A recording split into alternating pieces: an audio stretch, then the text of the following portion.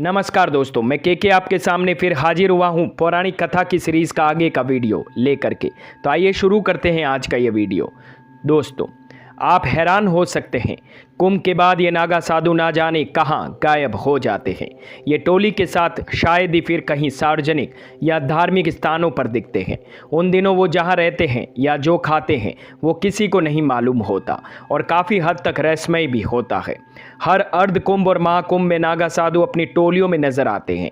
वो अलग ही नजर आते हैं। ये नागा साधु शरीर पर भभूत लपेटे नाचते गाते और डमरू डपली बजाते अलग ही दिखते हैं।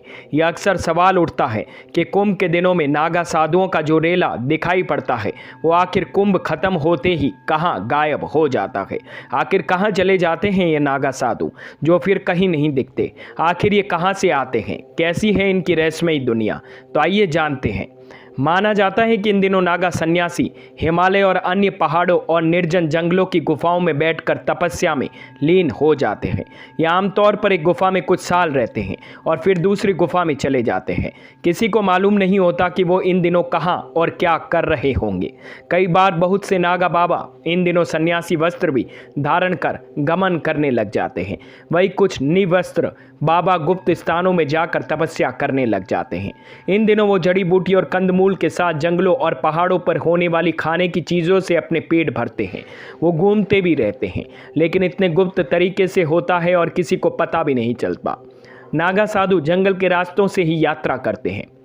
आमतौर पर ये लोग देर रात चलना शुरू करते हैं। यात्रा के दौरान ये लोग किसी गांव या शहर में नहीं जाते, बल्कि जंगल और वीरान रास्तों में डेरा डालते हैं। रात में यात्रा और दिन में जंगल में विश्राम करने के कारण ये किसी को नजर नहीं आते। कुछ नागा साधु झुंड में निकलते हैं और कुछ अकेले ही यात्रा करते हैं। कई बार ये जिस तरह गुफाओं में बैठते हैं उसमें कई दिनों तक वे भूखे प्यासे भी बैठे रहते हैं। नागा साधु सोने के लिए पलंग, खाट या अन्य किसी साधन का उपयोग नहीं कर सकते। यहाँ तक कि नागा साधुओं को कृत्रिम पलंग या बिस्तर पर सोने की भी मनाही होती है। नागा साधु केवल जीवन पर ही सोते हैं, यानी जमीन पर ही सोते हैं। यह बहुत ही कठोर नियम है जिसका पालन हर नागा साधु को करना पड़ता है। आमतौर पर यह नागा सन्यासी अपनी पहचान छुपा लेते हैं। हर अखाड़े में होता है एक कोतवाल। साधुओं के अखाड़ों की परंपरा के अनुसार यह अखाड़े का एक कोतवाल भी इसमें होता है।